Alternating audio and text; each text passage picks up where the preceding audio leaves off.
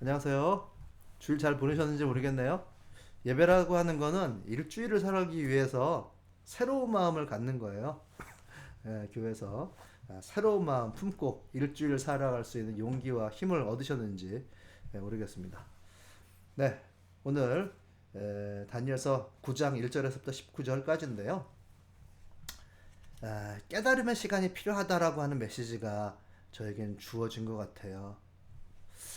그러나 다소 무겁게도 내가 깨달아야 할 것은 나의 죄악됨과 나의 불순종한 삶을 깨달으라고 말씀하시는 것 같아요. 좀 좋은 얘기만 하고 싶은데 이 다니엘서가 그렇게는 얘기해 주지 않는 것 같아요. 네, 포로의 삶을 이야기하는 다니엘서니까 우리에게 언제나 행복한 얘기만 해주지는 않겠죠. 그리고 다니엘은 오늘 예루살렘이 70년간 황폐한 상태로 있어야 된다는 것을 깨달았어요. 그 이유가 바로 우리들의 죄악.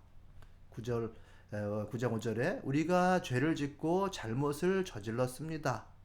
라고 하는 것. 그리고 우리가 불순종했습니다. 라고 하는 것을 고백하는 이런 기도를 드립니다.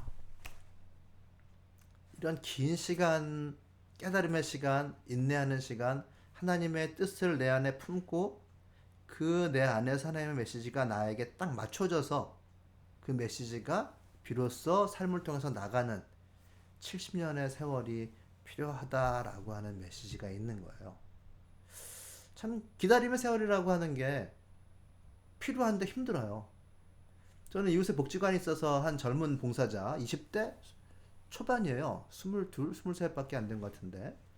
하여튼 나이 어린 20대 초반 학생인데요. 자기보다 어린 중학생, 고등학생들을 상담하고 멘토링하는 그 선생님으로서 봉사하는데요. 참 그 봉사 현장에서 벌어지는 일들 하나 말하는데 굉장히 힘들게 하는 거예요. 같이 회의를 하거나 논의를 하다가 의견이 다를 때요.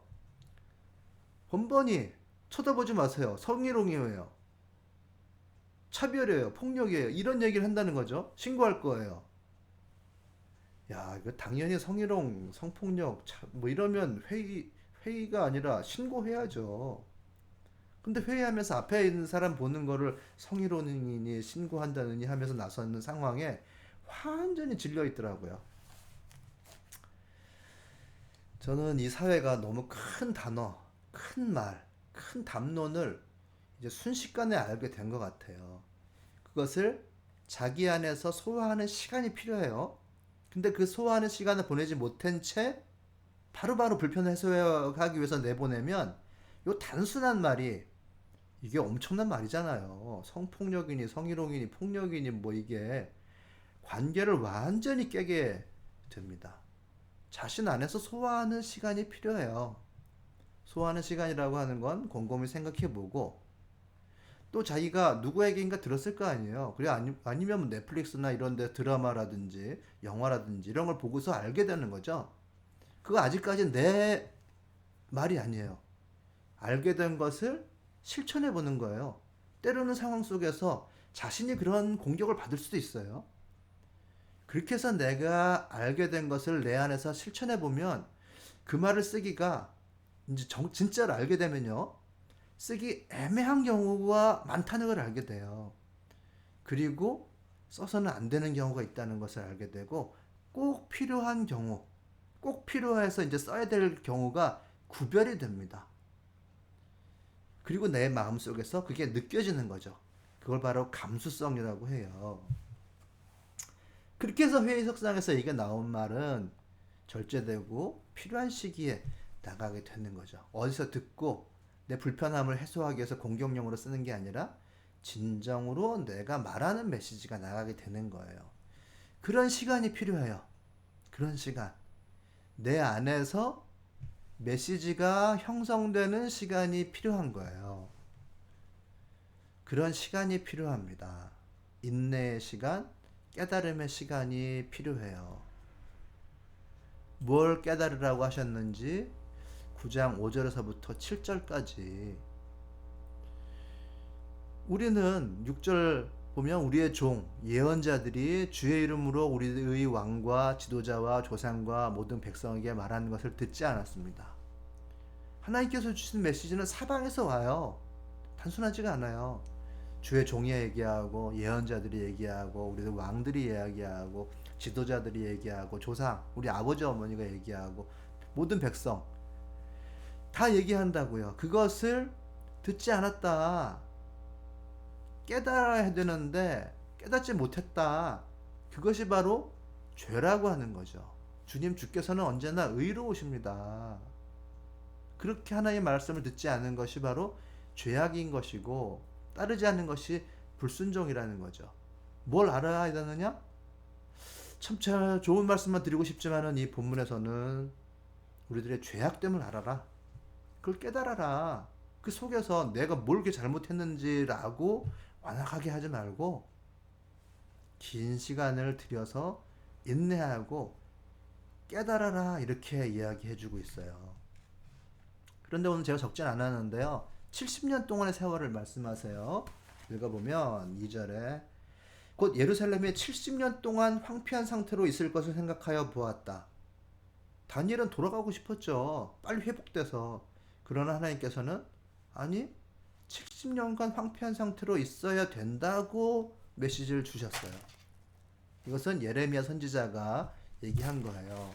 예레미야 선지자는 돌아갈 생각하지 말고 거기에서 머물러 있어라. 이제 바빌론에서 인내하고 이방 땅에서 잡혀온 거기에서 하나님이 심으신 그곳에서 뿌리를 내려야 한다라고 그렇게 이야기해주고 있습니다.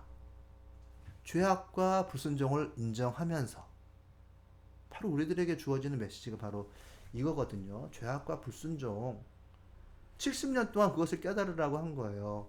그렇게 예루살렘이 파괴되고 동족이 흩어진 것은 그들의 죄악 때문이다 라고 이야기하는 것입니다.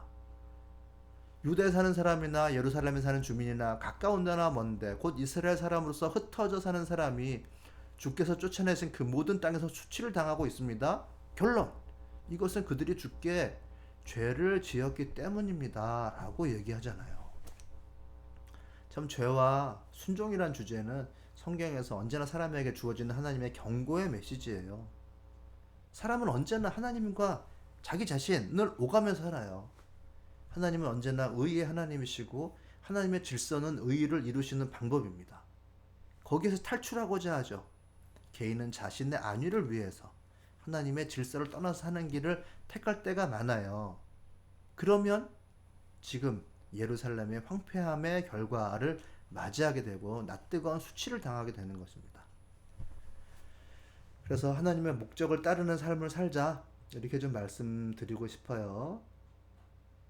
하나님은 다니엘에게 70년 하나님을 따르는 것은 70년 이후에 하나님 나라를 염두에 두는 삶이에요. 나중에 하나님의 결실을 바라면서 현재를 살 줄 알아야죠.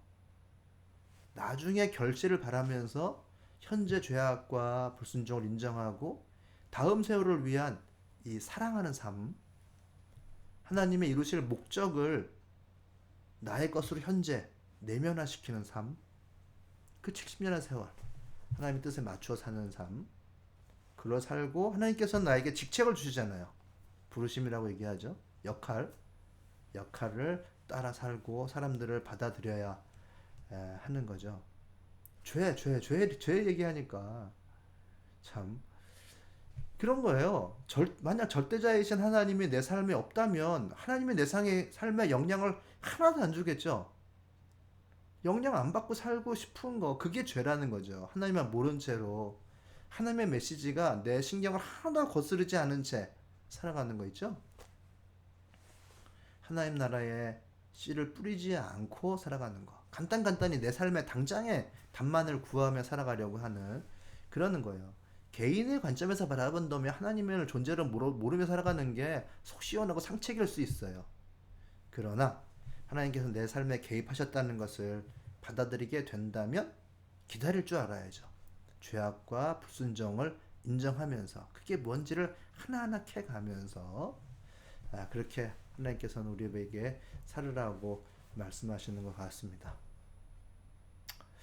참 무겁지만 뭐라고 할까요? 십자가를 진 인생이죠. 예수 그리스도를 따라가라는 사람이 되라는 뜻입니다.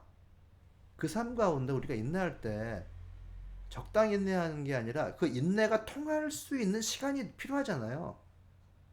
인내를 하면 사람의 뼈도 녹일 수 있다고 잠언에 나오는데 그 인내의 시간 필요하잖아요. 빨리 이방 땅 바빌론을 탈출해서 돌아가려고 하는 게 아니라 반복해서 하루하루 살아가는 동안에 하나님의 뜻에 순종하는 것을 이 본문은 이야기해주고 있어요.